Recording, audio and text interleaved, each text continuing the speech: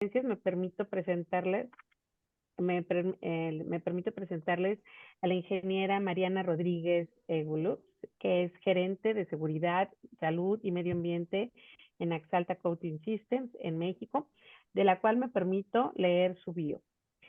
Tiene 14 años de experiencia en el área de seguridad, salud y medio ambiente, especialista en seguridad de procesos, seguridad de reactores, análisis de riesgos de procesos, investigación de incidentes, prevención de incendios y sistemas de gestión en las empresas de recubrimientos, tanto de DuPont y de Axalta. Es ingeniera química y maestra en ingeniería con especialidad en sistemas de calidad y productividad.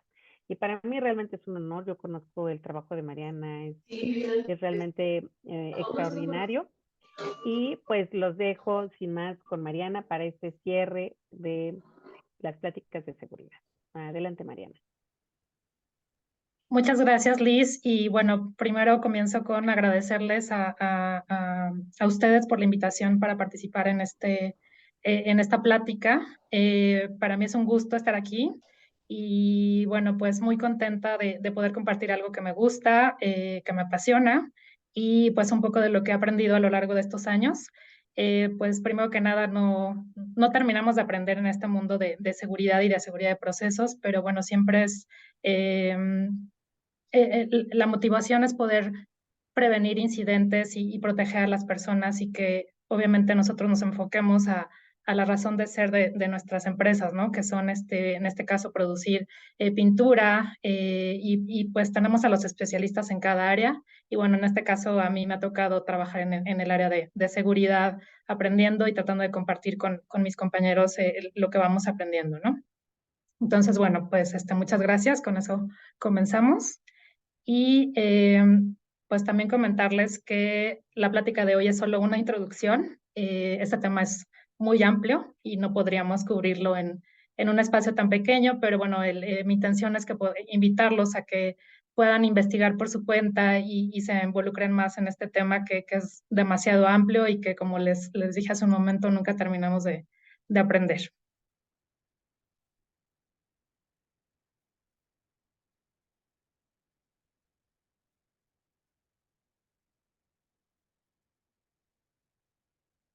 Permítanme un momento, creo que se está compartiendo.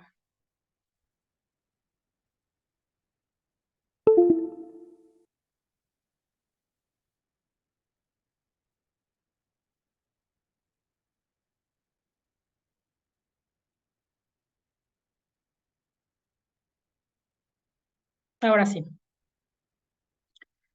Bueno, ¿cuál es la razón de ser de la Administración de la Seguridad de los Procesos? Nosotros trabajamos, la mayoría de nosotros, en empresas del sector de recubrimientos, es nuestra razón de ser, y por lo tanto estamos involucrados en el día a día con químicos y materiales de todo tipo que pues obviamente son el corazón de nuestras pinturas, ¿no? Trabajamos con reactores, trabajamos con dispersiones, con colores, pero también es bien cierto que muchos de esos materiales son peligrosos. Son peligrosos y además de eso, pues manejamos distintos tipos de energías para poder fabricar nuestros productos. Entonces tenemos involucrados movimiento, energía mecánica, energía térmica, eléctrica, y todo eso hace en conjunto pues que creemos peligros. Los materiales ya por sí son peligrosos, pero cuando los mezclamos, cuando los combinamos y los procesamos para producir pinturas, pues creamos ciertos eventos peligrosos, ¿no? ¿Cuál es la idea de todo esto? Bueno, pues no queremos que nuestra operación implique tener incidentes, ¿no? Las fotos que vemos a continuación, pues nos hablan de derrames, de incendios, de explosiones y sobre todo con daños catastróficos, ¿no? Destrucciones, daños al medio ambiente y lo más importante, daños a las personas. Muchos de estos eventos catastróficos en la industria han llegado a causar fatalidades, grandes daños al medio ambiente y daños materiales que inclusive han llevado a la pérdida de compañías enteras, ¿no? Entonces, pues esta parte de la Administración de la Seguridad de los Procesos tiene ya más de casi 40 años. Ahorita vamos a hablar cómo inició todo esto, pero bueno, viene con un antecedente desafortunado de muchos incidentes que han costado numerosas vidas, que han causado muchos daños materiales y daños al medio ambiente. Quiero compartirles un fragmento de un video donde hablamos justamente del origen de la seguridad de los procesos. Y bueno, este no es otro más que el incidente que ocurrió en 1984 en la India.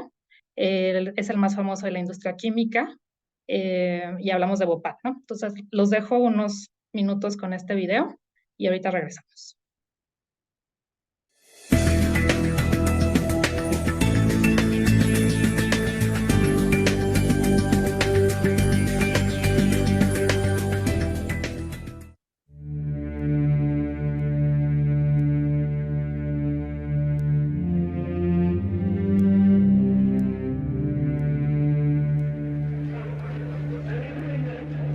At midnight, December 2nd, 1984, the worst industrial accident in history occurred at a U.S.-owned pesticide manufacturing plant in Bhopal, India. It was a reactive chemical accident. Methyl isocyanate is highly reactive with water.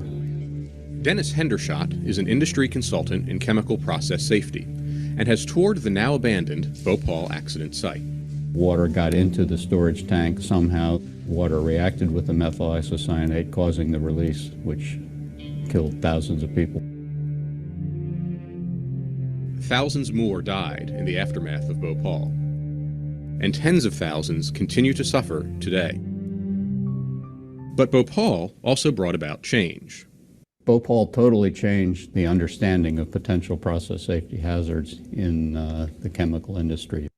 Bhopal spurred Congress to require new OSHA and EPA regulations covering chemical process safety. And Congress established the CSB to independently investigate chemical accidents. There have been many positive changes in chemical industry process safety since 1984, when the Bhopal nightmare occurred.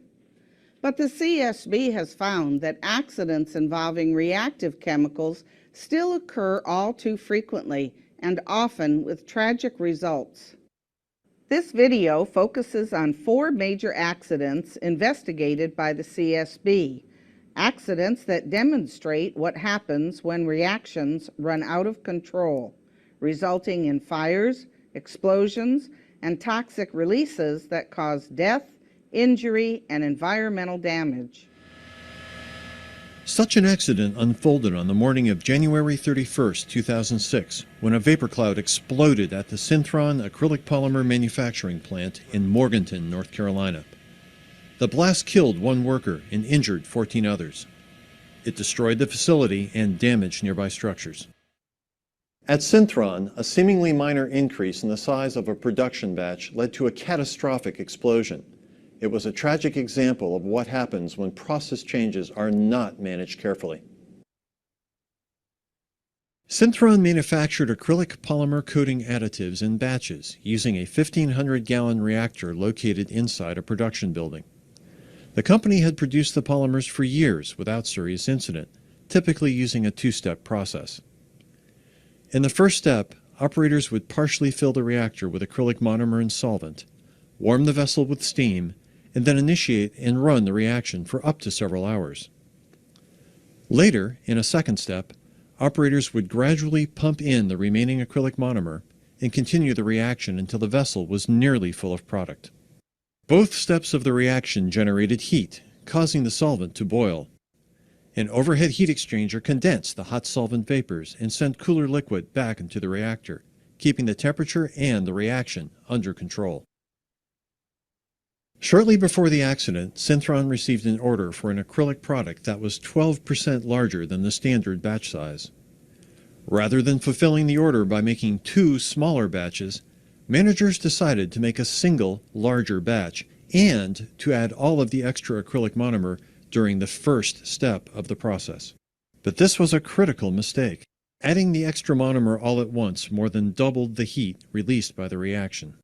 The heat exchanger could not condense the vapor quickly enough, and the temperature and pressure inside the vessel began to rise uncontrollably in a runaway reaction. The pressure caused the gasket on a hatch to fail, releasing flammable solvent vapor into the building. Employees heard a loud hissing sound, saw the escaping vapor, and fled the building. 4 workers gathered outside a doorway, where they were joined by the plant superintendent and the plant manager. One of the operators went back inside the building in an attempt to send emergency cooling water to the reactor. But it was too late. The operator returned to his companions outside. Seconds later, the solvent vapor in the building exploded. A worker who had remained inside the lower level of the plant was fatally burned, and 14 others were injured. The building was destroyed. The Synthron accident underscores the need for well-rehearsed evacuation plans.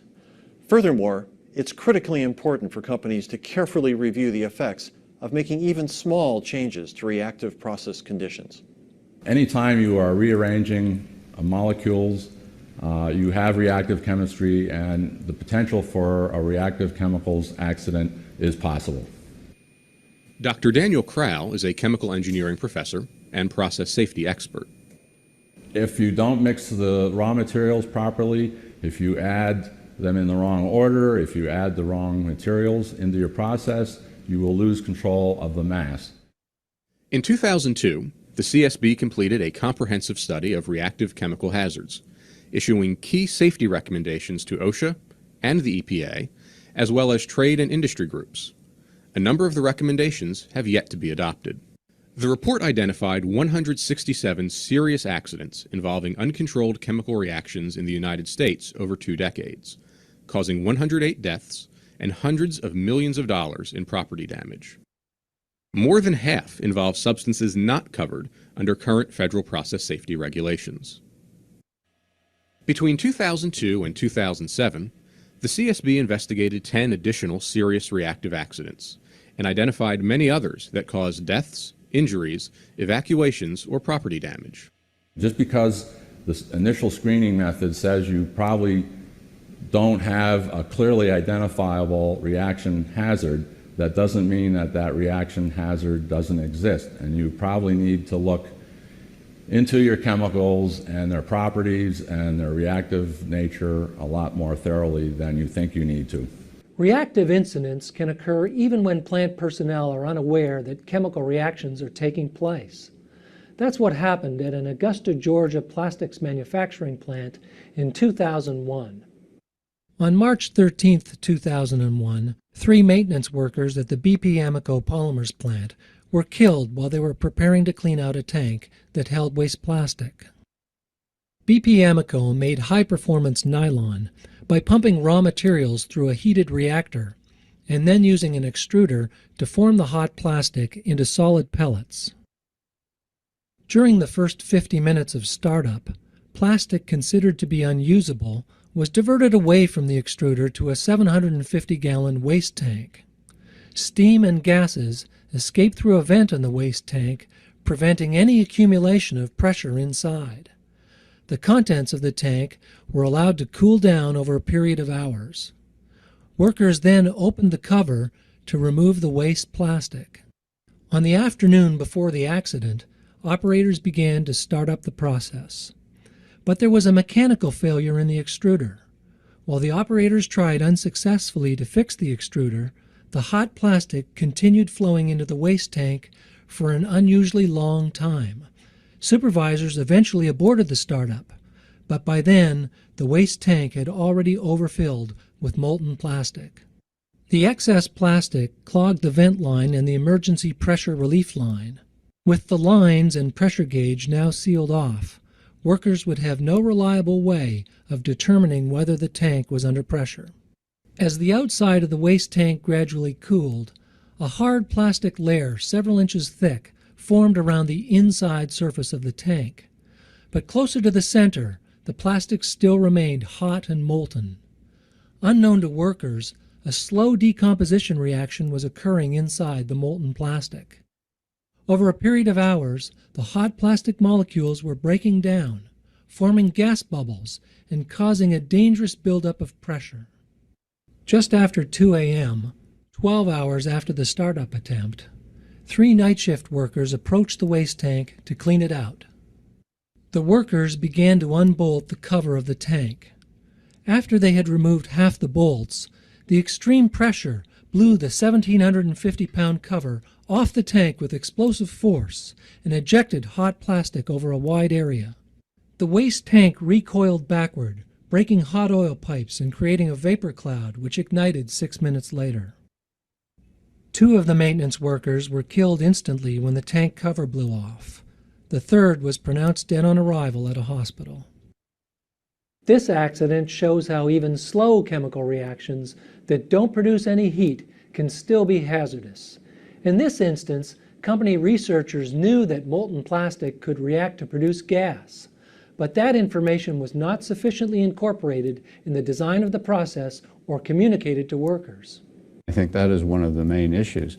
And it's not so much that nobody was aware of that information, but rather that the people who were actually operating the process didn't have the information or didn't have access to it. But somebody, somewhere, even within the same organization, often had that information. So a lot of the problem, I think, is education and awareness. Muy bien, vamos a continuar. Vimos aquí en este video 2 incidentes y al principio se habló de Bhopal, ¿no? Que es el incidente catastrófico más grande de la industria química que dio origen a lo que es el sistema de seguridad de procesos y que en paralelos empezó en diferentes países. Ahorita vamos a ver los sistemas o los modelos que se han implementado en diferentes países y regiones y todos tienen muchos puntos en común, ¿no? Y el principal punto en común es el objetivo de lo que es la seguridad de procesos, que al final es administrar el riesgo, entendiendo los peligros principalmente, ¿no?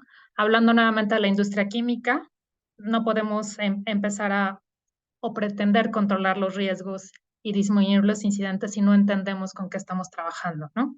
Entonces, el primer propósito de la seguridad de procesos es que podamos entender los peligros y los riesgos, administrar este riesgo proporcionando las capas de protección adecuadas, sobre todo para reducir la frecuencia y la severidad de los incidentes potenciales. Ahorita vamos a hablar un poquito más de esto y de este modelo de capas de protección con el diagrama que tenemos abajo.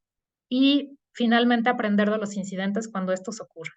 Al final esto se vuelve como una fuente de información y una fuente de conocimiento que nos permite ir mejorando nuestros sistemas y prevenir que ocurran nuevos incidentes. Entonces, en el siguiente diagrama podemos ver el modelo del queso suizo. Seguramente algunos de ustedes ya lo habían visto, pero nos habla de que para que ocurra un incidente grave y se llegue a las consecuencias, pues se tienen que combinar varias cosas, ¿no? Y en este caso es fallas en las diferentes capas de protección que podemos tener en nuestros sistemas o en nuestros procesos. Entonces, al principio tenemos un evento iniciador o un peligro. Esto puede ser relacionado con una falla de un equipo, puede también tener relación con un error humano, que nos equivocamos y hicimos una actividad en lugar de la otra, se nos olvidó cerrar la bomba, calculamos mal la velocidad de adición de un material o la falla en algún equipo. Esto es lo que origina todo, ¿no? Pero tiene que haber un desarrollo y se tiene que desarrollar este evento peligroso para llegar al final. Entonces, de lo que se trata PCM es de que tengamos las suficientes capas y que estas capas sean lo suficientemente robustas para que no lleguemos hasta el final y experimentemos las consecuencias de un evento peligroso que puede ser o que se puede desarrollar y convertirse en un derrame, ya sea por un sobrellenado, por una pérdida de contención por una ruptura o una válvula abierta, alguna fuga, algún fuego o alguna explosión. Por ejemplo, también puede ser una liberación tóxica. ¿Cuáles pueden ser en el Inter o en todas estas capas las protecciones que tenemos? Bueno, pues empezamos con los controles de ingeniería, que nos hablan de un diseño seguro, la instrumentación, interlocks, sistemas de aislamiento de energías peligrosas, por ejemplo. Después tenemos lo que son las salvaguardas de protección. Y bueno, abajo también las salvaguardas de protección son todas estas rebanadas de queso que vemos en el Inter y están divididos en controles de ingeniería. El segundo es controles administrativos, que está relacionado con procedimientos de operación, nuestros sistemas de higiene industrial, los análisis de seguridad de la tarea, el manejo del cambio o las prácticas de trabajo seguro. Vamos a hablar un poquito más adelante de esto. Después tenemos lo que son los controles de comportamiento, que es todo el manejo de nuestra cultura organizacional. A lo mejor nuestro procedimiento dice que tenemos que utilizar un equipo de protección personal o una herramienta, pero ¿qué tanto realmente se cumple en la práctica esto? ¿Qué tanto reaccionamos cuando vemos una condición insegura, cuando vemos que un equipo está fallando o cuando vemos a una persona que no está ejecutando su trabajo siguiendo los procedimientos o de la manera adecuada? Y esto también va a depender mucho en si un incidente ocurre o no. Podemos tener los mejores sistemas, los mejores equipos, los mejores procedimientos, pero al final, si las personas fallamos en ejecutar las cosas de manera adecuada, estamos propiciando que el incidente avance. En este caso, es parte de las debilidades que podríamos tener. Y finalmente tenemos, una vez que ocurre el evento, un derrame, una fuga, una explosión, tenemos estas protecciones que tienen que ver con la mitigación post-incidente. Y aquí hablamos ya de un plan de respuesta a emergencia, hablamos de sistemas de supresión de fuegos, por ejemplo, y también de prácticas de trabajo seguras. ¿Cómo gestionamos una emergencia una vez que ya ocurrió un evento para evitar que lleguemos a las últimas consecuencias, ¿no? Tenemos a la gente expuesta, entonces tenemos que activar un plan de evacuación, por ejemplo, evacuación de la comunidad, y todo esto es únicamente para mitigar algo que ya está ocurriendo o que ya ocurrió. ¿Okay?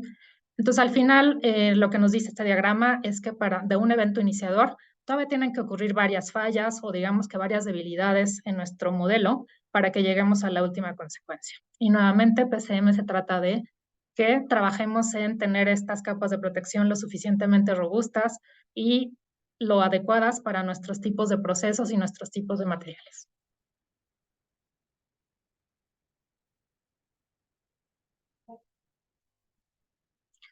¿Cuál es la definición de la seguridad de procesos o de un sistema de administración de seguridad de procesos? Pues es un conjunto de enfoques y programas que se relacionan entre sí para gestionar los peligros asociados con el procesamiento de materiales peligrosos y tiene como objetivo reducir la frecuencia y la gravedad de incidentes catastróficos que resultan en emisiones de sustancias químicas y otras fuentes de energía. También se conoce como PCM o seguridad de proceso basada en riesgos. Y ahorita vamos a ver que hay varios modelos en diferentes regiones del mundo y también algunos países como México tienen una legislación específica relacionada con la seguridad de procesos. Entonces, primero vamos a hablar de lo que es las directrices de CCPS. Después vamos a ver un poco de la OSHA, que también tiene un estándar dedicado a la administración de la seguridad de los procesos. Tenemos en Europa lo que es la directiva Seveso, que se llama Control de los Riesgos de Accidentes Graves con Sustancias Peligrosas. En México tenemos la legislación que es la norma 028 de la STPS y nos habla de la seguridad en los procesos y equipos críticos que manejan sustancias químicas peligrosas. Y bueno, también tenemos el Consejo Americano de Química, que tiene un código de seguridad de procesos. Vamos a ver un poquito de estos modelos. En lo que es el CCPS, tenemos un sistema de la seguridad de procesos basado en riesgo y el modelo lo podemos ver en esta especie de edificio griego que tiene varios pilares, en donde cada uno de ellos están listados acá, ¿no? Entonces se dividen en 4 grandes rubros, que es el primero, compromiso con la seguridad de los procesos, y tiene que ver con todo esto de cualquier sistema de gestión. Tenemos que definir cuál es nuestra política, qué es lo que queremos tener, una cultura de seguridad de procesos. Tenemos que conocer cuáles son los estándares. En la competencia, en esto se refiere a la competencia de las personas en seguridad de procesos, participación de los empleados y el alcance de las partes interesadas. Después tenemos una parte muy importante que es entender los peligros y los riesgos. Si no entendemos con qué estamos trabajando, si no conocemos nuestros procesos, no vamos a poder ser efectivos en gestionar los peligros que tenemos enfrente. Entonces, se divide en 2 partes, que es el conocimiento como tal de los procesos y la identificación de los peligros y el análisis de riesgo, que en otros lados se conoce como PHA y que también lo vamos a ver como un elemento común en todos los modelos. Después tenemos la parte de gestión del riesgo como tal, que involucra lo que son los procedimientos de operación, las prácticas de trabajo segura, la integridad y confiabilidad de los equipos, la administración de los contratistas, formación y desempeño, gestión del cambio, disponibilidad operacional, conducta operacional y gestión de emergencias. Y después viene la parte de aprender de la experiencia, a través de las investigaciones de incidente, la medición y métricas, un programa de auditoría y una revisión gerencial y mejora continua. Con este modelo podemos ver cómo se asemeja esto a cualquier sistema de gestión, ya sea de calidad o ya sea de seguridad. Por ahí se está escuchando un ruido. No sé si alguien tenga su micrófono abierto.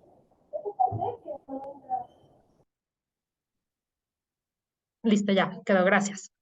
Podemos ver que aquí tenemos el ciclo que a lo mejor ustedes están familiarizados con él, de mejora continua, en donde tenemos al principio la parte de la planeación y donde entendemos cuáles son esos peligros y riesgos. Luego tenemos la parte de hacer, tenemos la parte de verificar y la parte de actuar, ¿no? Y tal cual lo tenemos dividido más o menos así. Digamos que la primera parte es la de planeación.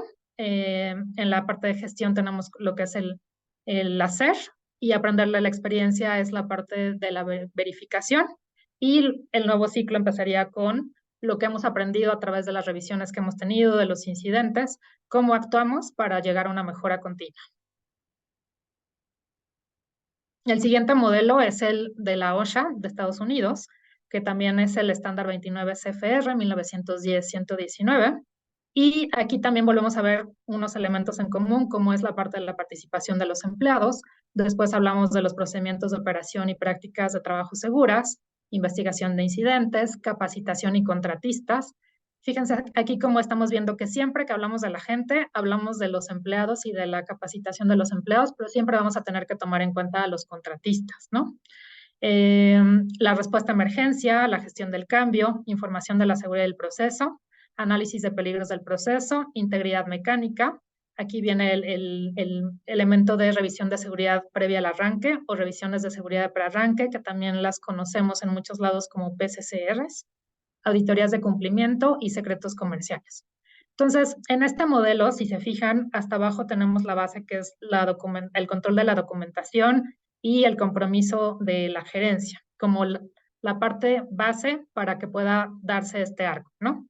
Y cuando tenemos aquí un modelo de arco, normalmente sabemos que la parte más fuerte de los arcos o la que soporta el peso es, o bueno, la fuerza es esta parte de acá. Entonces, como pueden ver, aquí tenemos lo que es el análisis de riesgos de proceso y la información de seguridad de procesos.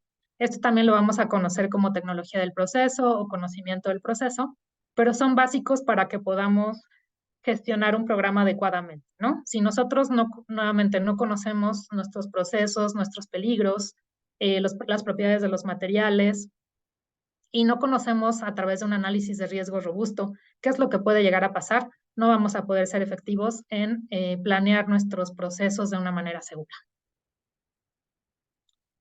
El siguiente modelo es la directiva de Seveso 3 en Europa, y este nos habla del control de los riesgos de accidentes graves con sustancias peligrosas. Y bueno, aquí, sin andar mucho en esto, también nos habla, es sobre todo un sistema basado en riesgo, en donde identifica la posibilidad de que ocurra un incidente grave y le va a dar peso y va a establecer ciertos requerimientos para este tipo de procesos. También tomando en cuenta lo que es la organización y el personal, la identificación y evaluación de los principales peligros, control operacional, gestión del cambio, planificación de emergencias, monitoreo del desempeño, auditoría y revisión. Y nuevamente vamos a estos conceptos de cualquier sistema de gestión, donde hablamos de la planeación, de la política, de lo que son los controles operacionales, de lo que es la revisión, auditoría, revisión gerencial, y lo que puede ser ya la planeación después de una revisión gerencial para la mejora. Otro concepto que también se repite en todos los modelos que hemos visto es la gestión del cambio, que también vamos a ver un poco más a detalle más adelante. Y finalmente, bueno, antes de pasar a la norma mexicana, tenemos lo que es el modelo de Responsible Care, que es del Consejo Americano de Química. Aquí nos habla, bueno, si ustedes están un poco familiarizados con este modelo, nos habla de diferentes programas de seguridad que no nada más tienen que ver con la seguridad y la salud ocupacional, sino tienen que ver con la parte de medio ambiente, la seguridad en la distribución, la seguridad de los productos. Al ser una empresa química o al ser una asociación que tiene involucradas compañías químicas, entonces dentro de eso tiene un código como tal, que es el Código de la Seguridad de los Procesos. Y algunos de los temas que involucra, pues, es el liderazgo y la cultura, el conocimiento, la experiencia y la formación, la comprensión y priorización del riesgo de la seguridad de los procesos, un sistema integral para la administración de la seguridad de los procesos, el intercambio de la información y el monitoreo y mejora del desempeño. Y bueno, ahora sí, finalmente, en la norma mexicana de la STPS, la norma 28, también nos habla de los elementos de un sistema de administración a fin de asegurar la seguridad en los procesos y equipos críticos que manejan sustancias químicas peligrosas. Su objetivo es prevenir accidentes mayores y proteger de daños a las personas, centros de trabajo y su entorno.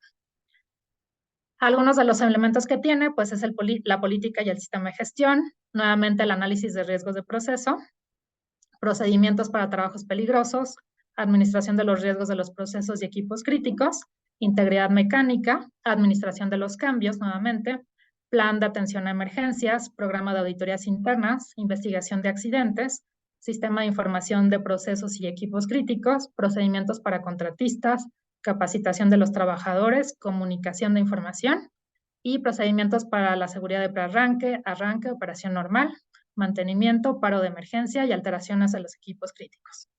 Entonces, bueno, con esta introducción y antes de pasar ya a ver un poco más a detalle los elementos de un sistema de seguridad de procesos, pues quiero relacionarlo con los dos incidentes que revisamos en el video. En uno hablamos de temas relacionados con el cambio, ¿no? Todo venía de un escalamiento, o bueno, digamos que de un aumento de tamaño del lote que ni siquiera era tan grande. Por ahí si pusieron atención, hablaba del 12% del incremento del tamaño del lote. Y sin embargo, aunque digamos que teóricamente y con algunas pruebas de laboratorio se consideró que tenía la capacidad, la planta para poder manejar ese tamaño de lote, desafortunadamente, a través del incidente se dieron cuenta que el sistema de control de la reacción, en este caso el intercambiador de calor, no tenía la capacidad para poder manejar esta masa de reacción que se estaba generando y no tenía la capacidad de enfriamiento suficiente. Entonces, esto nos llevó a perder el control del proceso y a una reacción fuera de control con las consecuencias que ya pudimos ver, ¿no? En el segundo incidente, bueno, y también otro de los puntos que maneja ahí es la falta de un sistema de emergencias, de respuesta a emergencias. No estaban preparados para lo que sucedió y entonces de esta manera tampoco pudieron responder ante ya una emergencia como tal o un evento anormal, no pudieron responderle de la manera adecuada. Y en el segundo evento hablamos también de una reacción que no era tan evidente, pero que se fue dando como una reacción paralela, aunque el producto estaba como tal, ya no estaba reaccionando, más bien ya no estaba procesándose, se quedó en espera en un tanque, se empezó a dar una reacción secundaria desconocida para los trabajadores, ¿no? Por ahí menciona que los investigadores o la gente del área técnica tenía conocimiento de las reacciones que se podían dar, no fueron efectivos en comunicar estos riesgos a las personas que estaban operando el proceso y desafortunadamente eso nos llevó a un incidente también catastrófico. Aquí tenemos el modelo que manejamos en Axalta y en DuPont anteriormente de seguridad de procesos, que es la famosa rueda de PCM, donde tenemos 14 elementos y está basado en lo que es 3 recursos que son el personal, la tecnología y las instalaciones. Ahorita vamos a hablar un poco más de estos recursos, porque todos los modelos lo manejan. Digamos que no lo mencionan como tal, pero sí manejan lo que es la gente, el conocimiento y la tecnología, y obviamente los equipos que son los que llevamos a cabo nuestros procesos. Entonces, bueno, vamos a ver, este resumen está basado un poco en el modelo de la OSHA, pero bueno, es un resumen general de cada uno de los elementos de PCM. Entonces, el primer punto es la cultura y la participación de los empleados. Aquí quiero andar un poco más que la seguridad, y para PCM y para este modelo, la seguridad no solo es no tener incidentes, ¿no? La seguridad es buscar una cultura de seguridad, y en este caso de seguridad de procesos bien establecido, con programas robustos para cada competencia, y todas estas competencias trabajando en coordinación para lograr las metas y objetivos en común. Cuando hablamos de competencias, hablamos de todos los rubros de lo que es la seguridad, o SHI, o EHS, como lo conozcamos en las diferentes organizaciones.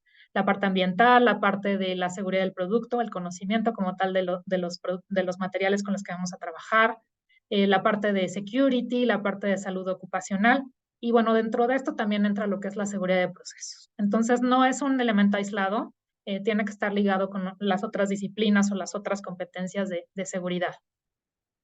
Y bueno, en este elemento lo que buscamos es entender qué cultura queremos, definiendo una política y una cultura organizacional, determinar en dónde estamos, cuál es el estado actual de nuestra organización, de nuestra cultura, de nuestros empleados, trazar un camino para alcanzar el estado deseado, involucrar a los empleados a lo largo de toda la organización.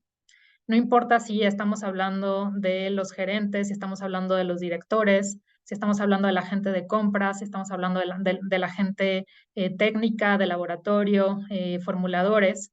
Todos tienen que estar organizados y coordinados para poder trabajar en pro de tener una cultura de seguridad fuerte y de seguridad de procesos en este caso. Y el otro punto es garantizar que las personas se comporten igual cuando la supervisión no esté mirando. O sea, lo que buscamos es crear empleados y organizaciones autónomas que no necesiten de un gendarme o de una persona que esté todo el tiempo viendo que hacen las cosas de la manera correcta. Porque ¿qué va a pasar si estamos en ese nivel? Pues el día que no haya un supervisor o que no esté presente el supervisor, va a ocurrir algo. Y bueno, aquí tenemos los diferentes elementos de seguridad, como ya hablábamos. Y ahora sí vamos a pasar a lo que son los 3 recursos de seguridad de procesos. Estos están conformados por la parte de tecnología, que es todo el conocimiento, tanto el conocimiento de lo como son las fórmulas, los mecanismos de reacción, los secretos comerciales. Tenemos la parte del personal, pues que son obviamente las personas y todas las actividades o los puntos que son gestionados principalmente por las personas, y al final las instalaciones. Y bueno, cada uno de estos recursos tiene diferentes elementos asociados a ellos, y vamos a ver que son clave los 3 para poder tener un sistema efectivo de seguridad de procesos. Vamos a comenzar con lo que es la información de seguridad de procesos, conocido en algunos puntos así, bueno, en algunos lugares como información de seguridad de procesos, pero también se conoce como tecnología de procesos. ¿De qué se trata este elemento? Bueno, pues de que tengamos básicamente un manual técnico integrado para cada proceso cubierto que incluya la información de los peligros del proceso.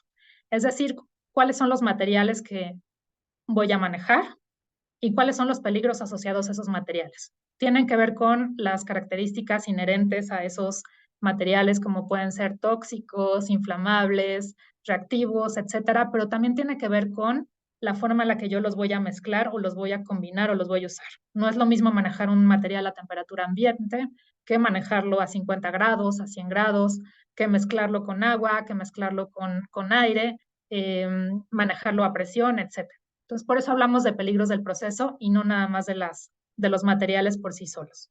Es importante que tengamos aquí información de los datos de reactividad, inflamabilidad, conductividad, los riesgos a la salud y sobre todo entendamos, o sea, no es suficiente con que digamos es un material peligroso, sino podamos entender por qué es peligroso y cómo se puede dar un evento peligroso con ese material, bajo qué condiciones. Después tenemos lo que son los diseños o las bases de diseño de los equipos. Aquí queremos saber a lo mejor ya tenemos un proceso diseñado, operando, o a lo mejor tenemos un proceso que apenas estamos en fase de diseño. Pero sea cual sea el caso, tenemos que conocer mis fierros, digamos, ¿no? Cuáles son los materiales de construcción, tener mis diagramas de tuberías e instrumentación, tener los manuales de mis equipos, los planos y saber cuáles son mis equipos críticos. Aquí cuando hablamos de equipos críticos, en este caso por PCM, estamos hablando de esos equipos cuya falla me puede llevar a tener un evento peligroso o catastrófico, o que también están diseñados como tal para protegerme de un evento peligroso, ¿no? En este caso serían, por ejemplo, hablar de discos de ruptura, de válvulas de relevo, de interlocks de seguridad, pero también hablamos de un equipo crítico, a un mismo reactor o un mismo tanque que contiene un material peligroso y que si falla ese equipo, puedo yo llegar a tener una pérdida de contención o una liberación de un material peligroso. ¿Ok? Entonces aquí necesitamos contar con toda esta información y sobre todo asegurar que ese equipo, como está diseñado, sea adecuado para los peligros del proceso que ya vi anteriormente. Y también aquí dentro de este elemento tenemos lo que son el diseño de los procesos. Es decir, cómo voy a mezclar mis sustancias, cómo las voy a procesar. Y aquí estamos hablando de condiciones estándar de operación, balances de masa, balances de energía donde tenga yo reacciones o energías asociadas, diagramas de procesos de operación. Y todo esto va a constituir un gran manual.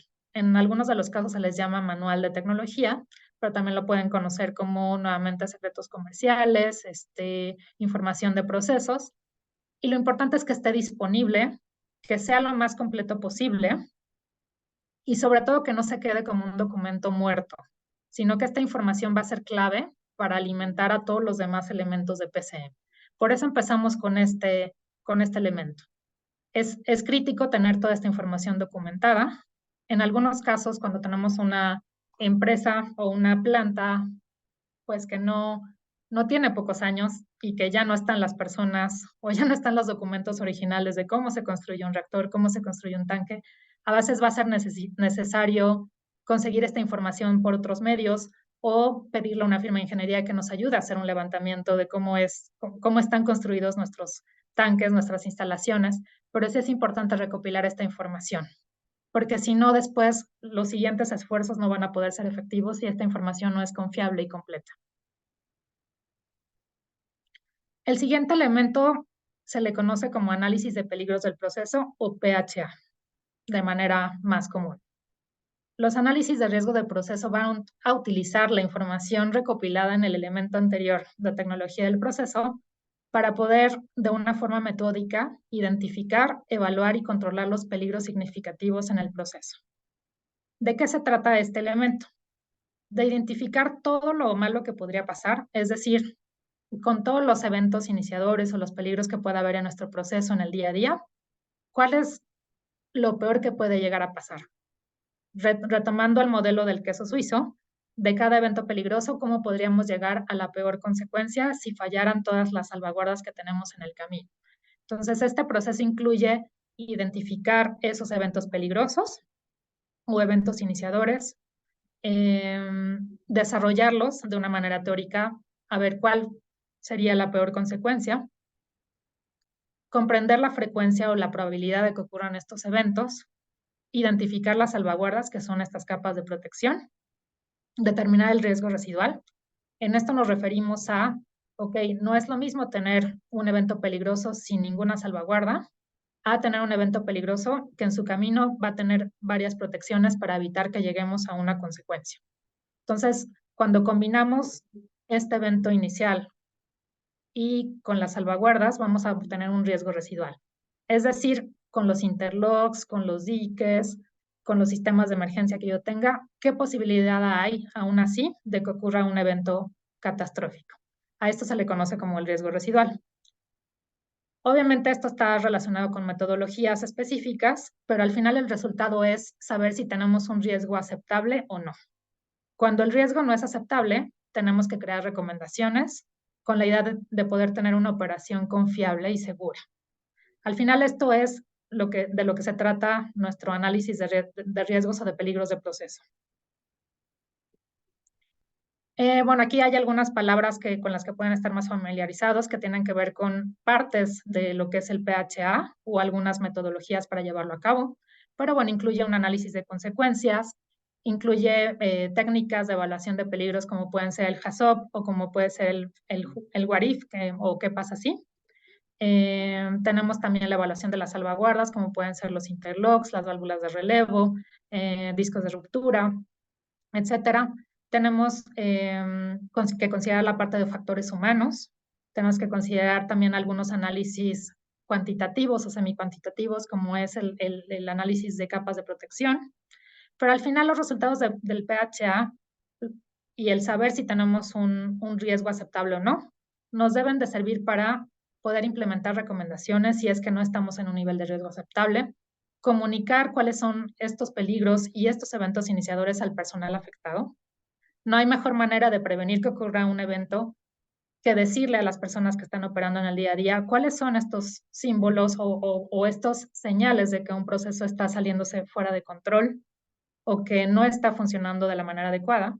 Entonces, además de que ellos son los principales involucrados, ellos son los que van a estar tomando decisiones. Si no tienen esta información con ellos, si no la comprenden, no van a poder ser efectivos en utilizarla para operar el proceso de manera segura. Esta información también nos debe servir para elaborar procedimientos de operación seguros, para elaborar nuestros planes de emergencia y para poder también tener programas de integridad mecánica para mantener nuestros equipos en buen estado. Después pasamos a la parte de procedimientos de operación. Entonces, vamos en un orden, ¿no? Primero tenemos lo que es recopilar la información de tecnología del proceso, la información del proceso. Después tenemos lo que son nuestro análisis de peligros de proceso. Y con esta información que ya recopilamos, vamos a trabajar en los procedimientos de operación. Los procedimientos de operación buscan dar una comprensión clara de los parámetros de operación segura para el personal que está operando el proceso. En estos procedimientos de operación, lo que buscamos es darle a la gente que está en el día a día operando el proceso una guía sencilla para poder operar, ¿ok? Entonces no vamos a poderles dar un manual de 500 hojas para que lo tengan disponible y sea su guía para operar diario. A lo mejor lo van a poder estudiar en algún momento, a lo mejor vamos a dedicar entrenamiento especial en ese manual, pero lo que queremos es crearles una guía de bolsillo o una guía fácil de usar para la operación en este diaria, ¿no? Entonces también puede estar acompañada de diagramas de flujo, checklist o algunas otras ayudas visuales para poder operar en el área de proceso. Lo que sí es importante es que en estos procedimientos de operación expliquemos claramente cuáles son las consecuencias en cuestiones de seguridad, salud y medio ambiente, de operar fuera de estos límites de proceso y describir los pasos que deben de tomarse para poder corregir estas condiciones no adecuadas y evitar un incidente mayor. También deben de describir cuáles son los sistemas de seguridad y sus funciones. Por ejemplo, si yo tengo una alarma, ¿qué es lo que significa esta alarma? ¿Y qué es lo que yo tengo que hacer ante esta alarma? Lo peor que puede pasar es que tengamos un sistema robusto de interlocks o de alarmas, pero que la gente no sepa qué hacer con estas señales de que algo está ocurriendo. Es muy importante, como ya lo decíamos, que estén basados en la información que ya recopilamos en los elementos anteriores de tecnología de proceso y PHAs. ¿Okay? Algunos de los puntos que deben de contener son, por ejemplo, las propiedades y peligros de los materiales, peligros y precauciones especiales, el equipo de protección personal que deben de usar, medidas de control y los pasos claros de cómo arrancar, cómo operar de manera normal, cómo tengo que hacer un paro o un cierre de manera segura, qué hacer en caso de una emergencia, los con parámetros o condiciones estándar de operación y la descripción de mis sistemas de seguridad e instrumentados. En el elemento anterior hablamos sobre todo de procedimientos rutinarios, de operación rutinarios. En este segundo elemento vamos a hablar de lo que son prácticas de trabajo seguras. Y aquí vamos a estar hablando sobre todo de trabajos no rutinarios, que nos van a involucrar energías peligrosas, que nos van a involucrar peligros específicos. Y lo que vamos a querer hacer es proporcionar un sistema planeado cuidadosamente, que va a tener de la mano procedimientos y algunos permisos para poder controlar adecuadamente estas energías y estos peligros y obviamente evitar tener un incidente. Normalmente tienen asociados permisos de trabajo y checklists para poderlos llevar a cabo y van enfocados en general a trabajos, por ejemplo, con fuegos o altas temperaturas, entrada a espacios confinados, el control de las fuentes de ignición, lo que son LOTO, que son bloqueo y etiquetado, apertura de líneas, puenteo de interlocks, pero pueden haber otros más que sean específicos para la planta o el proceso que manejamos. De lo que se trata en general es de que hagamos una planeación cuidadosa de estas tareas no rutinarias para evitar que tengamos un incidente. Dentro del horizonte de PCM, estas prácticas de trabajo de seguras se consideran que son salvaguardas cuando se llevan a cabo de manera adecuada, pero si no, pueden iniciar o permitir que un evento peligroso se vaya desarrollando. Después vamos al elemento de administración del cambio enfocado a tecnología. Vamos a ver que en cada recurso tenemos un elemento de gestión del cambio pero en este caso está enfocado en cuando vamos a cambiar algo en nuestros equipos o en nuestros procesos y que puede tener algún impacto en seguridad. El principio de este elemento es que cuando hacemos un cambio, podemos invalidar las evaluaciones de riesgo anteriores y crear nuevos peligros. Por lo tanto, tenemos que, antes de implementar un cambio, hacer una revisión cuidadosa de lo que implica. Algunas de las preguntas que nos tenemos que hacer es, ¿deberíamos de hacer este cambio? La mayoría de los cambios vienen propiciados o ocasionados por una necesidad de mejora, por corregir un problema, por querer mejorar, por ejemplo, la productividad, por querer ampliar la capacidad, utilizar una mejor tecnología, y siempre van enfocados en algo bueno, ¿no? O sea, el objetivo es, voy a cambiar para mejorar. Nunca es al revés, nunca voy a cambiar para crear un peligro o para empeorar las condiciones. Sin embargo, en muchos de los casos, estos cambios bien intencionados, sin ser evaluados adecuadamente, nos llevan a no considerar ciertas cosas que me están creando un nuevo peligro o que me están haciendo mis salvaguardas que ya no sean efectivas para los peligros que tengo. ¿Okay? Es importante que implementemos o que tengamos un proceso para gestionar el cambio en nuestras organizaciones, y algunos de los puntos que debe de involucrar es poder documentar siempre que vamos a hacer un cambio, cuál es el propósito y las bases técnicas, cuál es el posible impacto en seguridad, salud y protección ambiental. En algunos de los casos nos va a requerir que hagamos un análisis de proceso completo antes de implementar este cambio. Tenemos que considerar si tenemos que hacer modificación a los procedimientos operativos, entrenar y comunicar al personal que va a estar involucrado en estos cambios o que se va a ver afectado por estos cambios. Hay algunos casos donde nuestros cambios van a ser temporales. Entonces aquí tenemos que ser muy estrictos en establecer un tiempo y límites para estos cambios. Requerimientos mandatorios de aprobación, es decir, ¿quién tiene que revisar este cambio? Revisar que sea adecuado y poder escuchar cuáles son sus opiniones o sus puntos de vista sobre este cambio antes de aprobarlo. Y sobre todo requerimientos específicos regulatorios, tanto de PCM como de legislación local o de estándares que apliquen a la organización. Es decir, si parte de mi cambio involucra la instalación de un nuevo tanque y es un material peligroso, ¿cuáles son los códigos o los estándares que yo tengo que seguir para seleccionar este tanque, el material de construcción, el espesor, etcétera, ¿no? Si yo voy a colocar un interlock, ya sea de proceso o de seguridad, cuáles son los requerimientos que necesito para este interlock, o voy a modificar los parámetros de operación que implica estos cambios, ¿no? Si voy a crear un espacio para un evento peligroso o voy a dejar desprotegido un peligro de mi proceso. Y aquí como ejemplo, esto es también un incidente muy famoso en la historia de la industria química.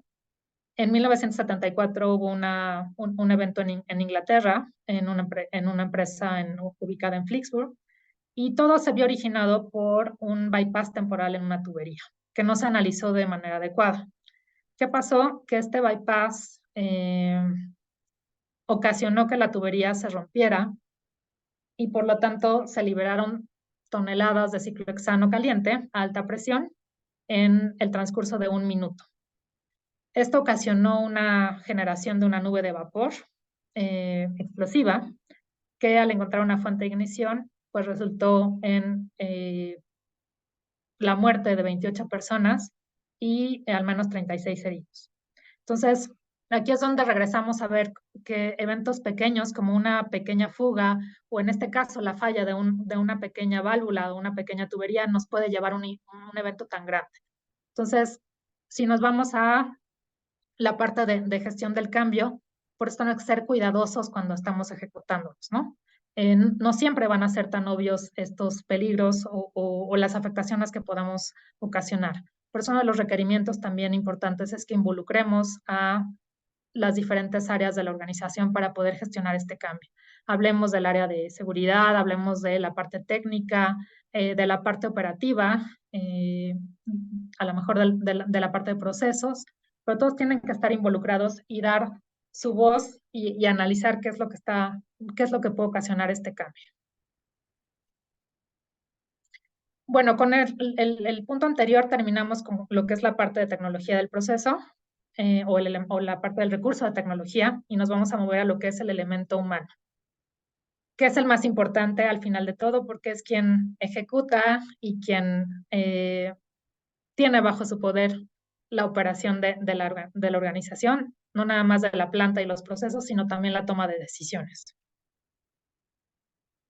¿Cuáles son los requerimientos de este elemento? Bueno, pues lo que vamos a buscar es tener personal debidamente capacitado y con un buen desempeño, porque eso nos va a permitir mantener los equipos de proceso y la operación segura. Los empleados también deben de estar en condiciones físicas, mentalmente alertas y ser capaces de utilizar su buen juicio para seguir adecuadamente las prácticas establecidas. Este punto me parece súper importante, que nunca lo olvidemos. Todos los elementos de PCM pueden estar en su lugar, pero si el personal no está debidamente capacitado y apto, las posibilidades para mantener la operación de los procesos de manera segura se reducen considerablemente. Nuevamente, el elemento más importante son las personas, y aquí estamos hablando de empleados, y en el siguiente elemento vamos a hablar de contratistas. Aquí no hay distinciones, todos tenemos que estar, digamos que mentalmente alertas y en condiciones para poder tomar decisiones adecuadas y tener el conocimiento suficiente para poder operar de manera segura. Y bueno, este es un proceso que nunca acaba. Yo no puedo decir, el personal que tengo en mi empresa ya tiene muchos años de experiencia, tiene buena actitud, yo los capacité desde que entraron y me han demostrado que sí saben. Es un proceso continuo. ¿Por qué? Porque el ciclo del aprendizaje nos lleva a que una vez que tenemos ya un conocimiento suficiente y nos volvemos competentes y somos trabajadores o empleados que trabajan de manera consistente bien, pues ¿qué puede pasar? Que luego nos movemos, digamos que al lado oscuro. Esto puede ser consciente o inconscientemente, pero nos movemos a tomar atajos, a decir, siempre lo he hecho así y no me ha pasado nada, o ya intenté hacerlo de la manera que no es la adecuada para saltarme algunos pasos y me ha salido bien. Lo puedo llegar a hacer así, ¿no? O también puede ser es que me da flojera hacer el proceso completo, o es que no vengo al 100 todos los días porque tengo un problema en casa, ¿no? Entonces, todo esto tiene que ser un proceso constante y cíclico de reentrenar al personal y asegurar que toda la fuerza laboral nos mantengamos en buen estado, digamos, o aptos para poder tomar decisiones y operar el proceso de manera segura. Algunos elementos del entrenamiento, pues obviamente tiene que haber un entrenamiento inicial, pero también tenemos que considerar refuerzos cada vez que sea necesario. Este entrenamiento también tiene que hablar de habilidades básicas. En este caso hablamos, dependiendo del puesto, pues habilidades para poder leer diagramas, para poder hacer cálculos sencillos dependiendo de lo que requiere el puesto. También tiene que hablar de evaluación del desempeño. Es responsabilidad de la gerencia y de nosotros el que cuando una persona no se está desempeñando adecuadamente tomemos alguna acción. Si no, nosotros también somos responsables. No podemos caer en decir después de que ocurre un incidente, y sobre todo un incidente grave, en decir pues fue culpa del empleado, ¿no? Como a veces caemos. Sí fue culpa del empleado, pero yo detrás de eso, ¿qué hice para evitar que el empleado, después de un error o de un comportamiento no adecuado, ocurriera un incidente? ¿Dónde están mis sistemas para poder separar, digamos, a una persona o corregir cuando no hay un desempeño adecuado? Y luego viene la parte de Fitness for Duty, que se trata de poder asegurar que físicamente, mentalmente la persona sea apta para poder desarrollar sus actividades diarias. Y esto va a depender también de la función, y normalmente nos acompañamos del área médica, pero también para poder hacer una evaluación de que la persona está apta y competente para poder realizar su trabajo. Y también algunas técnicas para que como supervisores podamos identificar cuando una persona no está teniendo el desempeño adecuado por factores personales o externos que le pueden estar afectando. Y bueno, también aquí es importante considerar que este entrenamiento no nada más es para el personal, digamos, de primera línea que está operando los reactores, sino que tiene que considerar a personal de mantenimiento, por ejemplo, y a funciones que les llamamos vitales por PCM, porque están también tomando decisiones en el día a día que pueden impactar lo que son nuestros programas de seguridad de proceso. Y después, ligado con la parte de capacitación, tenemos a los contratistas. ¿Cuál es el principio de este elemento? Pues que todas las tareas deben de ser realizadas con seguridad y llevarse a cabo de acuerdo con nuestros procedimientos, no importa si se realizan por personal del sitio o por personal subcontratado. Hay muchas actividades que por la especialización requerida contratamos servicios externos para que hagan trabajos especiales de proyectos, de mantenimiento, cambios, etcétera, y contratamos a estas empresas. ¿Qué es importante aquí? Bueno, pues obviamente que ellos no se vayan a lesionar y no vayan a causar un incidente grave dentro de nuestras instalaciones. El proceso requiere que tengamos una precalificación de contratistas, es decir, evaluar que la empresa y las personas que van a llevar a cabo un trabajo tengan la competencia para hacerlo, la experiencia y tengan los procedimientos o los principios de seguridad que requerimos como organización. Una vez que seleccionamos al contratista, también es importante que le comuniquemos cuáles son nuestros procedimientos internos y que les comuniquemos cuáles son los peligros a los que van a estar expuestos, ¿no? No se vale decir, bueno, pues como él no es empleado, yo no le digo que aquí tengo fenol o aquí tengo un material inflamable y que él no tome las precauciones para poderse proteger de ese material o que no sepa que si hace esto o el otro puede ocasionar un incidente, ¿no? Entonces, esta parte también es muy importante, que antes de que empecemos a trabajar en una tarea con un contratista, que le comuniquemos los procedimientos, los peligros y, por ejemplo, qué hacer en caso de una emergencia. También es bien importante el seguimiento y la supervisión durante los trabajos. Aquí no se trata de que ya un año después evaluemos cómo estuvo el trabajo, sino que en la ejecución, durante la ejecución, tengamos unas revisiones de cómo están trabajando y corrijamos cuando sea necesario durante la ejecución del trabajo. Y eso sí, después de que se terminaron los trabajos, hagamos una evaluación más completa y sobre todo aquí determinamos si es una empresa o contratistas con los que queremos seguir trabajando, qué cosas tenemos que a lo mejor ajustar o si de plano tenemos que buscar otras opciones. El siguiente elemento es la planificación y respuesta a emergencias. En nuestro modelo del queso vimos que al final tenemos una parte de mitigación. ¿Y de qué se trata? Bueno, pues que podamos entender de estos eventos peligrosos una vez que ya se están desarrollando, cómo podemos tomar medidas para evitar que las consecuencias peores ocurran. Entonces, esto requiere obviamente del uso de nuestro PHA, de nuestro análisis de peligros de proceso, para entender cómo se pueden dar estos eventos peligrosos y no nada más decir que puede haber una explosión o que puede haber un fuego, ¿no? Es una planificación a profundidad para estas emergencias potenciales, buscando tener una respuesta efectiva por parte del sitio que mitigue el impacto. Los escenarios de los eventos peligrosos y análisis de consecuencia que se desarrollaron en el PHA son la principal entrada para esta planificación. Al final, este elemento es la última salvaguarda en la mitigación de las consecuencias de un evento peligroso. Algunos de los componentes, bueno, pues es identificar cuáles son las emergencias más probables, hacer un plan o un preplan para lidiar con cada una de ellas. Y un elemento súper importante, pero que a veces se nos olvida, es practiquemos. Si estos planes siempre se quedan guardados hasta que ocurre una emergencia, pues no vamos a estar listos. ¿Por qué? Empezando porque cuando hay una emergencia todo cambia, ¿no? No reaccionamos como quisiéramos, nos da miedo y menos si no sabemos qué hacer o nunca lo hemos practicado y solo lo conocemos en teoría, va a ser mucho menos probable que podamos reaccionar de la manera correcta para mitigar un evento de este tipo. Entonces, hablando de los papeles de las brigadas, de los mismos operadores de un área de proceso donde ocurre un evento peligroso, tenemos que estar involucrados en estas prácticas, en estos entrenamientos y en estas simulaciones o simulacros de una emergencia real para poder practicar y asegurar que tenemos un plan robusto y que vamos a poder reaccionar de la mejor manera. Obviamente también es importante que después de estos simulacros o cuando tenemos una emergencia real, podamos hacer una evaluación o una crítica de cómo respondimos y que también establezcamos ciertas recomendaciones para la mejora.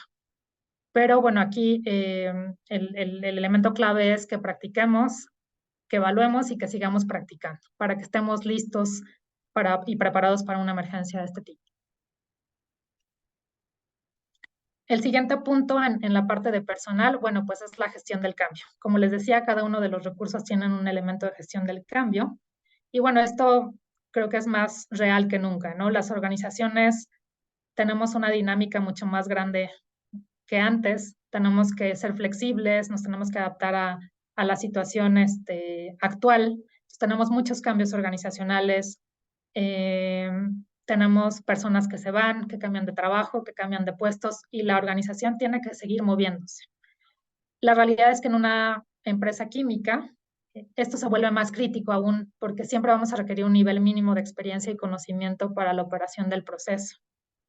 No es tan fácil que los conocimientos sobre los materiales, sobre los peligros de los procesos, los asimilemos tan rápido, ¿no? No es algo espontáneo con el que estemos lidiando desde que nacimos o desde que somos niños, ¿no? Es algo que hasta que entramos a trabajar dentro de una organización donde manejamos estos materiales, vamos entendiendo y nos vamos familiarizando.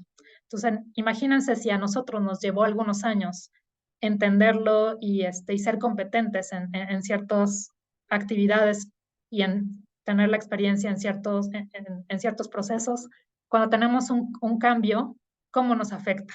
Y sobre todo cuando no reaccionamos de la manera adecuada ante estos cambios. Lo que buscamos es siempre tener un plan para estos cambios y tratar de tomar, antes de ejecutar estos cambios, que podamos tener un plan de cómo lo vamos a gestionar de la manera más adecuada, ¿ok?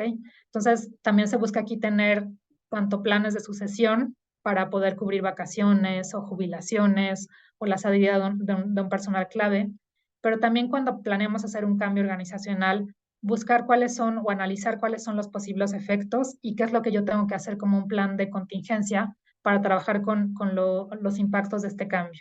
¿A quién tengo que preparar para que vaya a tomar las decisiones que esta persona tomaba anteriormente?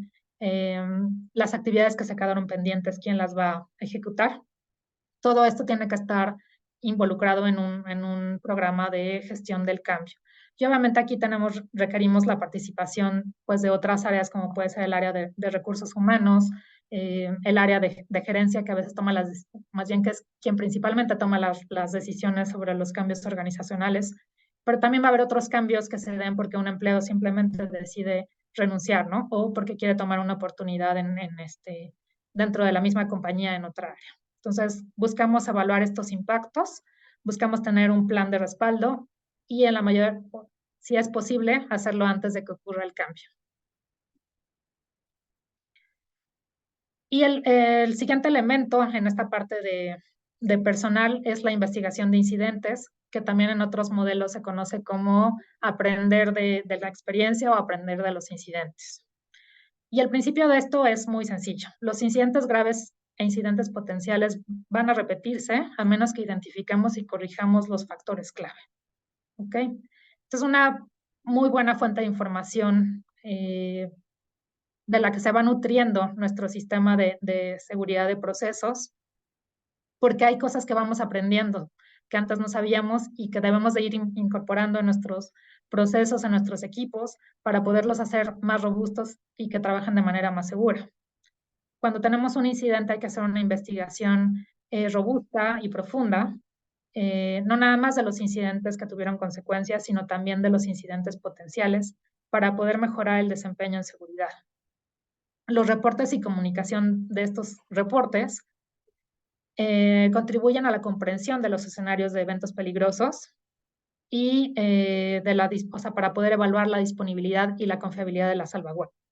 Es decir, si yo tuve un incidente, por ejemplo, un sobrellenado de un tanque, en donde yo tenía colocado un interlock de alto nivel y este no funcionó o no funcionó como yo esperaba, bueno, pues me está hablando de que algo tengo que hacer diferente con este interlock o con mi proceso en general porque no tengo la confiabilidad que yo esperaría en mis salvaguardas. Y así hay muchos ejemplos, ¿no? A lo mejor también donde falló encuentro que mi procedimiento de emergencia no funcionó porque no sabíamos qué hacer o no teníamos el equipo adecuado. No dimensionamos adecuadamente una salvaguarda, nuestro dique estaba abierto, etcétera, etcétera, ¿no? Entonces, es bien importante que cuando tenemos un incidente, además de reportarlo, hagamos un análisis de causa raíz para realmente entender cuáles son las diferentes causas, ya sean físicas, ya sean humanas, de sistema, establezcamos recomendaciones para corregir y para mejorar, y sobre todo que estos aprendizajes los comuniquemos. Muchas organizaciones tienen un proceso de comunicación de lecciones aprendidas, ¿no? Que es lo que justamente busca, que aprendamos de los eventos que le ocurren a las diferentes plantas para que podamos mejorar los sistemas de cada planta y prevenir que estos eventos puedan volver a suceder. Y volviendo a nuestro diagrama del queso, si recuerdan al principio, bueno, cada incidente es un síntoma de una falla en un sistema, no fallas puntuales nada más físicas o errores humanos. Y muy pocos incidentes ocurren como consecuencia de un solo factor clave o de alguna acción. Las investigaciones de los incidentes deben de seguir metodologías formales y lógicas para identificar los factores clave. No nada más es echarle la culpa al equipo que falló o al humano que se equivocó. Siempre viene de la mano una falla en un sistema. Y algo muy importante, investigar un near miss o un casi incidente en el que no hubo consecuencias puede ser tan importante como investigar un incidente grave. ¿Por qué? Por el potencial y por esta pirámide que nos habla de que entre más pequeños accidentes o incidentes tengamos en nuestra organización, se incrementa la probabilidad de que tengamos un incidente más grave con tratamiento médico, con días de trabajo perdidos o inclusive con fatalidades. Entonces, la recomendación es que cuando tengamos una situación en la que no hubo consecuencias, pero hubo un potencial, y este potencial esté relacionado con algunos de estos factores, como son trabajos en caliente, electricidad estática, bloqueos, espacios confinados, el manejo de líquidos inflamables. Hagamos una investigación robusta enfocada sobre todo en el potencial y no en lo que realmente ocurrió, que pudo haber sido que no ocurriera nada en ese momento. Y el último elemento en la parte de personal es la parte de auditoría. La auditoría busca, como en cualquier otro sistema de gestión, evaluar el grado de cumplimiento de un programa y evaluar la efectividad de ese programa. Lo que hacemos aquí es buscar a través de la observación y la revisión de documentos y de sistemas, determinar el desempeño contra los estándares y tener una perspectiva sobre la eficacia de mis programas. Estas auditorías se pueden realizar tanto de manera interna o de primera parte, pero es importante que cubra todos los elementos del programa de PCM y todos los procesos, y también se pueden realizar con personas externas, lo que se les conoce como auditorías de segunda parte o inclusive de tercera parte. Y ahora sí vamos a pasar al elemento de lo que son las instalaciones y nuestros equipos. Entonces, dentro de este elemento tenemos una parte que se llama revisión de seguridad de prearranque, o mejor conocida como PCCR. Esta revisión de seguridad de prearranque lo que busca es tener una verificación final de aquellos equipos que son nuevos o que fueron modificados para confirmar que todos los elementos de seguridad del proceso se han implementado satisfactoriamente y lo más importante, que la instalación está lista para operar de manera segura. Es la última comprobación que se lleva a cabo como parte de una gestión de un proyecto o de un proceso de cambio. ¿Okay? Puede haber siempre cosas que se nos pasen. Podemos tener muy buenos sistemas, pero esta es la última oportunidad para que revisemos que todo está en orden antes de, digamos, que cortar el listón o abrir la válvula o arrancar una instalación nueva. Tiene que ir acompañada tanto de una revisión documental de cada uno de los requerimientos, por ejemplo, de mi entrenamiento, de que yo ya tengo los interlocks necesarios, las salvaguardas, mi procedimiento de operación, pero también tiene que ir acompañada con una revisión en campo de temas que se nos pudieron haber pasado o que nos ayuda a tener una visión de equipo de punto por punto, que tengamos las tierras completas, que tengamos, que no hayamos dejado un equipo temporal por ahí, que tengamos contención secundaria, etcétera, etcétera. Se busca que esta revisión se haga con un equipo multidisciplinario y al final el resultado es que entreguemos una hoja por los miembros del equipo que esté de acuerdo en que el equipo está listo, o sea, el equipo de proceso está listo para operar de manera segura. Dentro de estas revisiones pueden generarse recomendaciones que son críticas para que antes de que yo opere mi equipo, o pueden quedarse por seguimiento posterior. En cualquier caso, es importante que hagamos un seguimiento oportuno de estas acciones. Y como ya les decía, se busca que tengamos no nada más una revisión documental, sino también una inspección física de los equipos que puede ir acompañada con ciertos checklists que nos guíen en cuáles son los puntos que tenemos que cubrir. Después pasamos al elemento de integridad mecánica, que bueno, lo que es, como su nombre lo dice, buscamos tener un programa que nos asegure la integridad de nuestros equipos de proceso.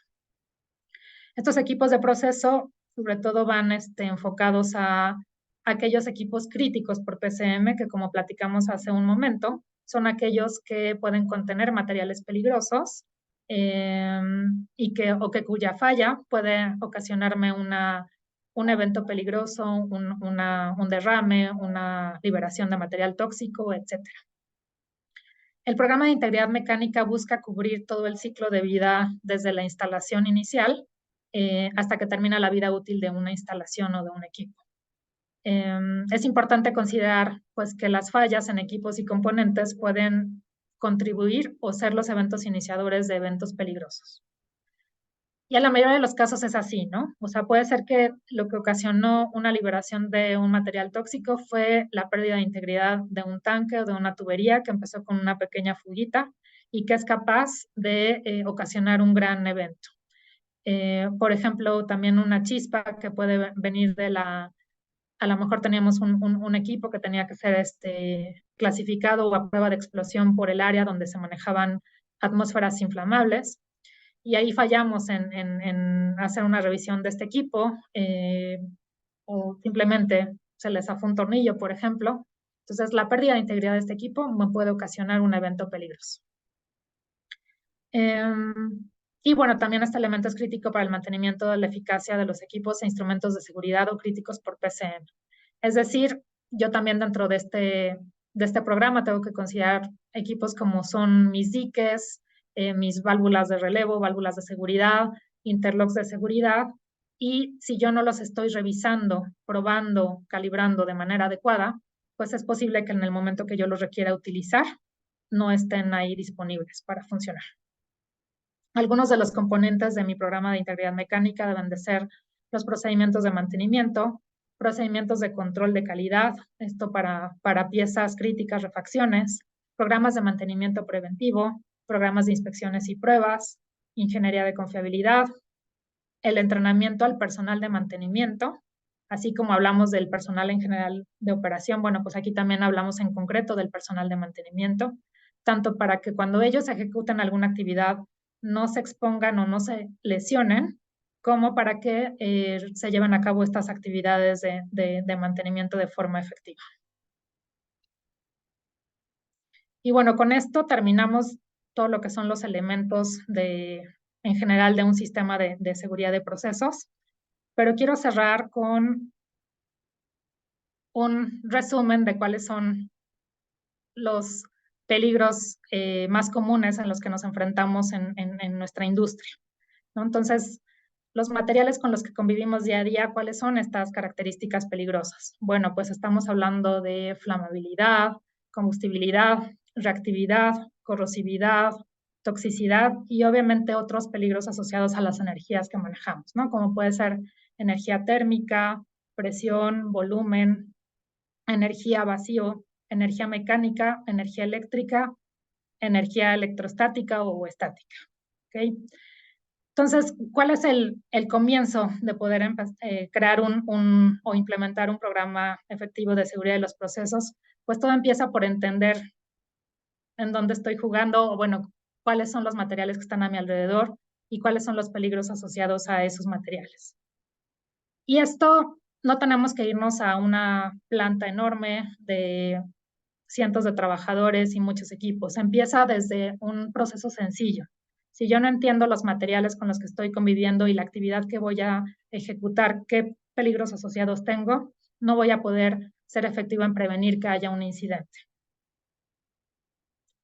Hablando de nuestra industria de recubrimientos, quería cerrar este esta plática con un video donde hablamos de lo que es la electricidad estática, que es uno de los, le llamamos en algunos casos nuestro enemigo silencioso, porque la electricidad estática es uno de nuestros, o de las características con las que tenemos que vivir, o fenómenos que tenemos que vivir, y que no podemos ver en la mayoría de los casos, a menos que veamos una chispa como tal, pero eso significa que ya ocurrió un evento, o que es muy probable que haya ocurrido un evento.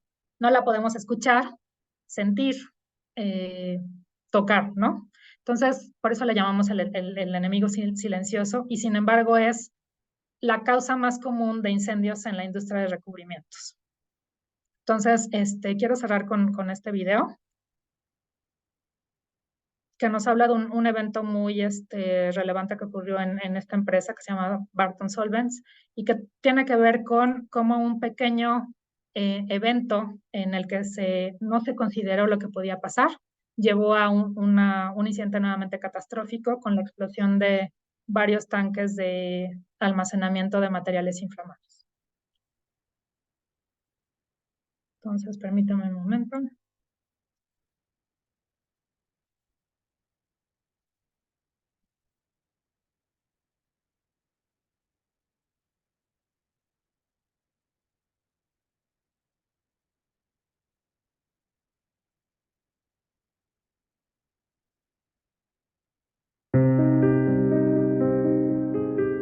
We continue to follow this breaking news out of Valley Center this morning. A huge explosion. Tremendous amount of heat, smoke. Officers and authorities are worrying about getting traffic rerouting, getting people out of the area.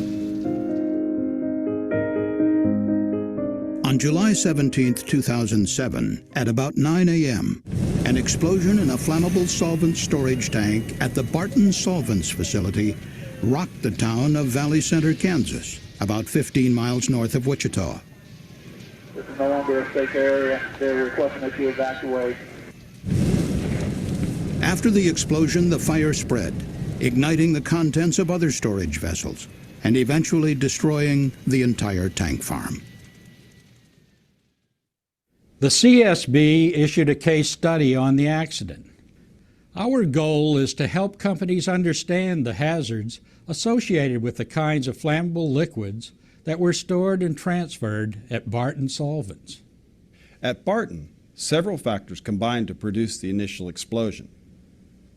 Our investigation shows the need for companies to take extra precautions when handling what are known as non-conductive flammable liquids, which tend to accumulate static electricity. Based on equipment testing, laboratory analysis, and interviews and documents, here's what the CSB believes most likely happened on July 17, 2007. Barton Solvents was located on the edge of a residential community. The facility was a wholesale distributor of solvents and other industrial chemicals, which were stored in large outdoor tanks. About 8:30 on the morning of the accident, a tanker trailer arrived to transfer a non-conductive solvent known as varnish makers and painters, or VM&P naphtha, into a storage tank. Because liquid flowing through pipes and valves generates static electricity, which can ignite flammable vapor, the tank farm supervisor connected a cable between the truck and an electrical grounding station. In addition, all the equipment involved in transferring the liquid was bonded, that is, connected together with electrical conductors and grounded. Inside the 15,000-gallon storage tank, there was a device for measuring the liquid level. A metal tape, which was grounded, was suspended from pulleys and connected to a metal float by a loose, flexible linkage assembly. This linkage presented a hidden danger during the filling of the tank. The solvent was pumped from 3 tanker trailer compartments into the tank. As the hose was switched from one compartment to another, air entered the line, creating bubbles and turbulence inside the tank. A static electrical charge built up in the non-conductive liquid. Meanwhile, the space above the liquid was filled with an explosive mixture of vapor and air. The swirling, turbulent liquid caused the float to drift and rock, creating slack in the metal tape. This allowed a gap to form intermittently in the linkage assembly, interrupting the grounding of the float. The metal float accumulated a static electrical charge. About 9 a.m., a spark from static electricity ignited the vapor-air mixture, causing a massive explosion.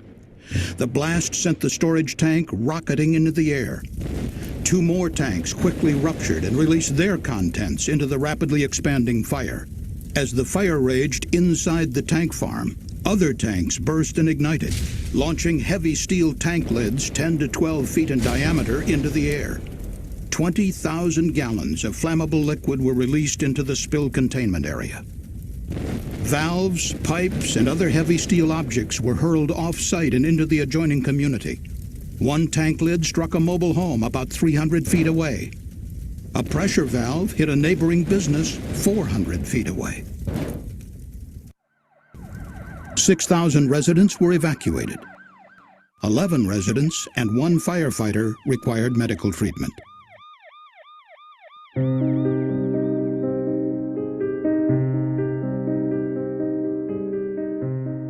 When transferring flammable liquids, it's standard industry practice to bond and ground storage vessels, tankers, and other equipment to prevent static discharges. But our investigation illustrates how normal bonding and grounding may not be enough to prevent ignition from static electric sparks.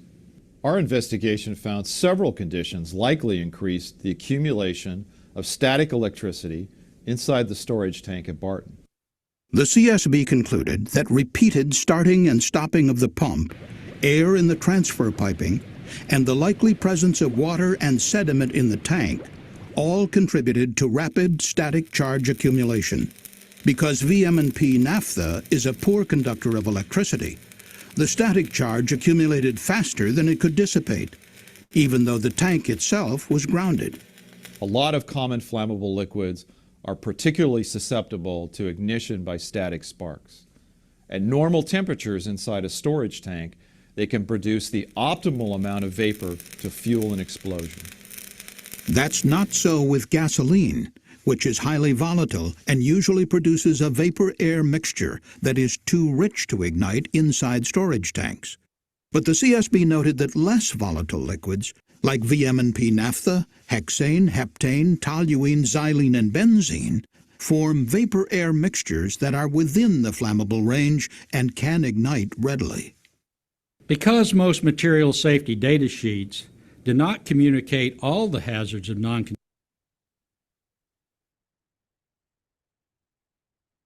Bueno, vamos a interrumpir acá el video, que todavía le falta un poquito.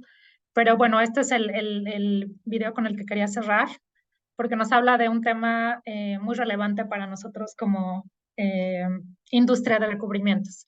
No sé si vieron algunos de los solventes que manejaron o que mencionaron aquí, que son tolueno, xileno, nafta, todos en su mayoría, o bueno, de los que estamos hablando, son solventes no conductivos. Esta es una de las propiedades inherentes a los materiales que manejamos, pues con la que tenemos que convivir, pero tenemos que empezar para poder prevenir un incidente con entender de qué se trata, entender que es un solvente no conductivo y entender cómo tenemos que manejar estos solventes de tal manera que prevengamos un fuego o una explosión. Y esto nuevamente habla de comenzar con el conocimiento de mis materiales, el conocimiento de mis procesos y de los peligros asociados a mis procesos. Y bueno, pues con esto quiero terminar mi presentación y quisiera preguntarles si hay alguna pregunta, alguna duda que quisieran responder, bueno, que quisieran que revisáramos en este momento. Gracias.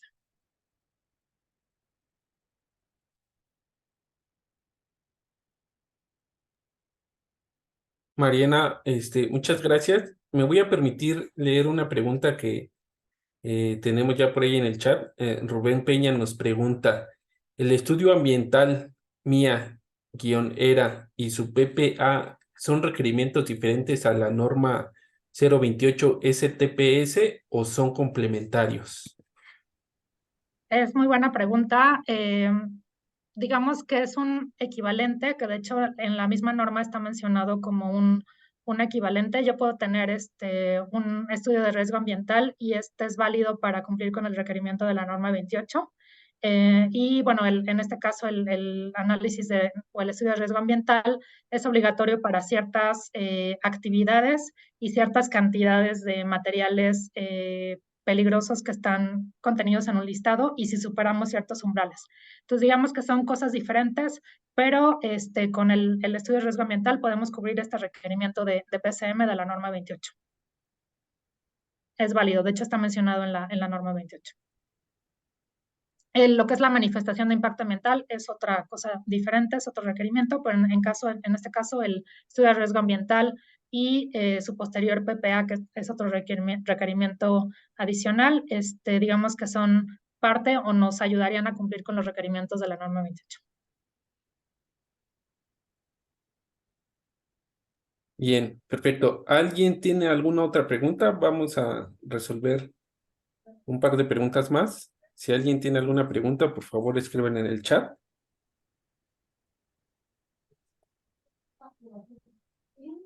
Vamos a dar un par de minutitos a ver si hay alguna otra pregunta.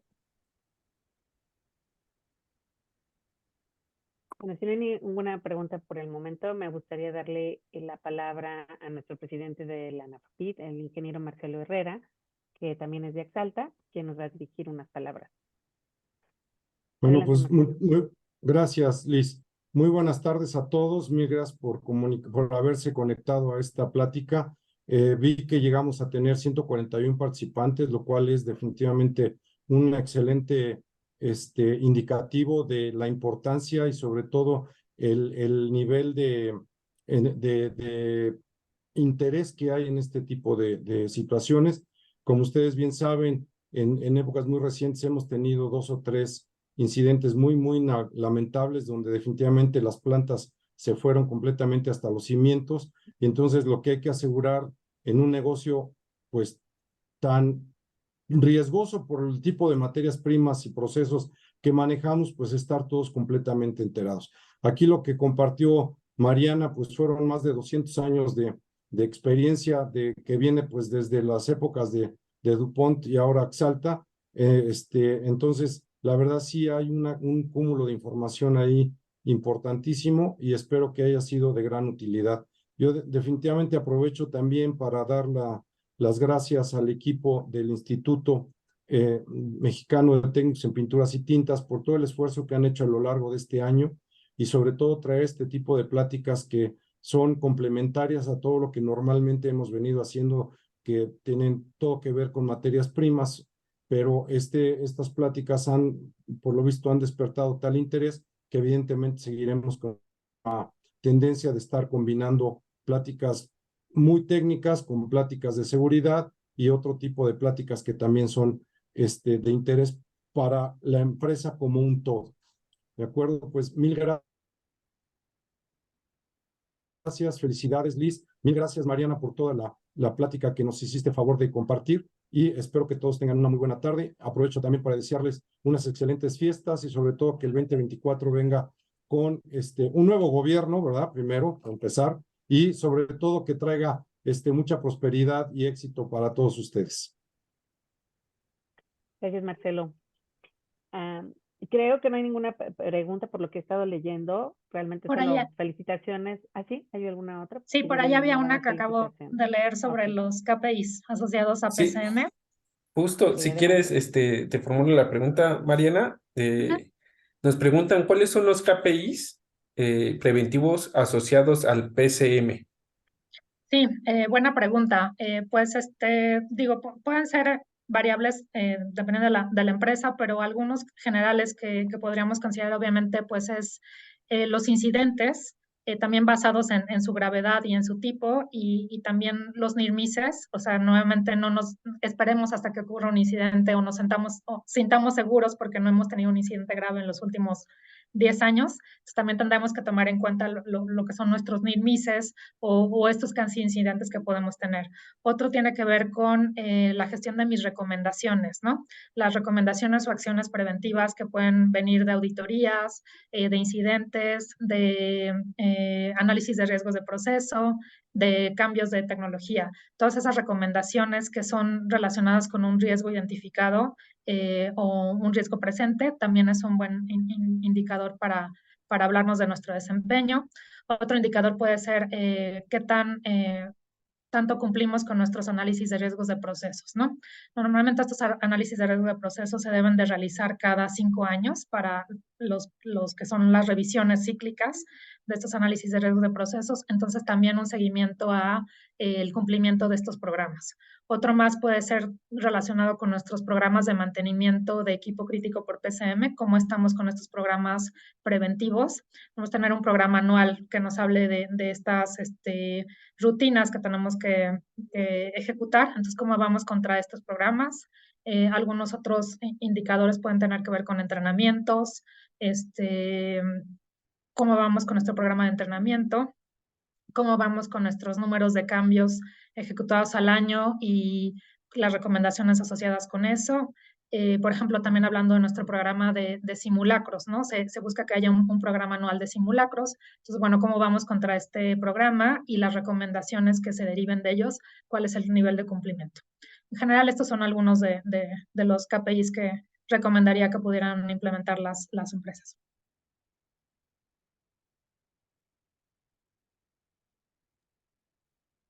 Sí, justo, muchas gracias, Marina. Ya nada más ahí, por ahí comentan que en época de calor es cuando más, llega a haber este tipo de cuestiones.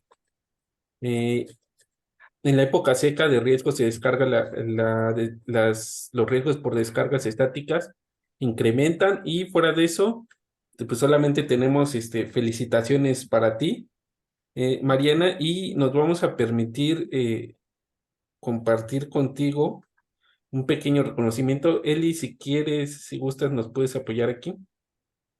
Y a nombre del Instituto Mexicano de Técnicos en Pinturas y Tintas y de la Asociación Nacional de Fabricantes de Pinturas y Tintas, te otorgamos este reconocimiento, Mariana, por por tu destacada participación con esta plática de Administración de Seguridad de los Procesos. Realmente agradecemos mucho tu participación, todo lo que nos compartiste, todas las recomendaciones que nos hiciste, como lo mencionó Marcelo, como lo hemos estado escuchando en todos los comentarios, realmente son aportaciones muy valiosas que muchas empresas seguramente tomarán nota para hacer algunos cambios dentro de sus procesos y eso evitará que en algún momento tengamos algún incidente. Entonces, habrás contribuido a que tengamos una industria más segura, que es el objetivo de estas pláticas. Entonces, te damos las gracias, nuestro reconocimiento y pues, sin más, pues con esto clausuramos. Esta es la plática de cierre, una muy buena plática con la que estamos cerrando este año, las pláticas de seguridad.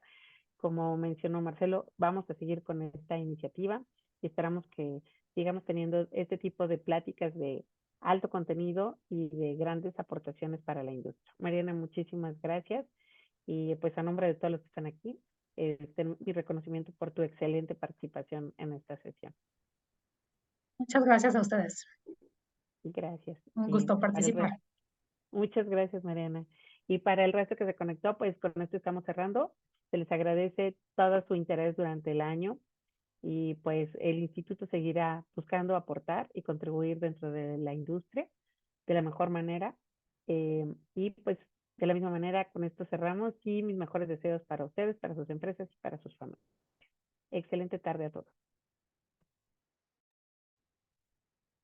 Muchísimas gracias, Eli. Como bien lo mencionas, con esta plática estamos cerrando las capacitaciones virtuales de este año para ANAFAPID y el instituto. Vamos a comenzar el siguiente año retomando en enero estas pláticas. De momento no nos queda más que desearles una feliz Navidad, un feliz año y nos estamos viendo o escuchando el siguiente año. Muchas gracias a todos. Muchas gracias, Mariana, por el tiempo y la dedicación en esta plática y buena tarde a todos. Gracias. Hasta luego. Gracias, Dani. Hasta luego. Hasta luego.